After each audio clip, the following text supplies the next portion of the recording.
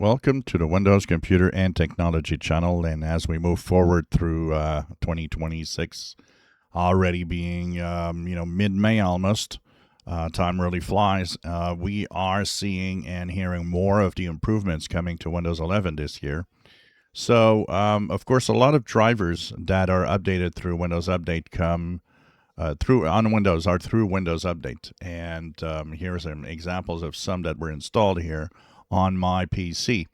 Now, one of the things that was the problem with this is if your driver was wrong, if your driver had an issue and would cause all sorts of weird problems on your PC, you were stuck at manually having to uninstall it yourself and rolling back and doing stuff either through here or through the device manager.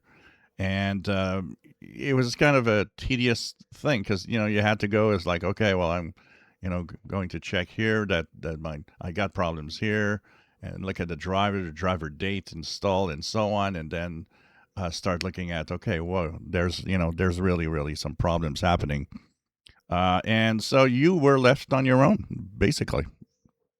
Well, Microsoft is going in the next few months to introduce the cloud initiated driver recovery feature.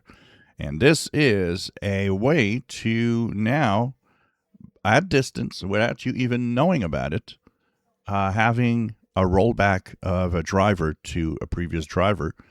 And if people are complaining after a driver update, there are tons of problems, or the manufacturer that created that driver saying, oh, there's problems with this driver, Microsoft will, without your knowledge, without you knowing it's happening, roll back the driver to the older driver that worked fine until there's a new driver that fixes everything.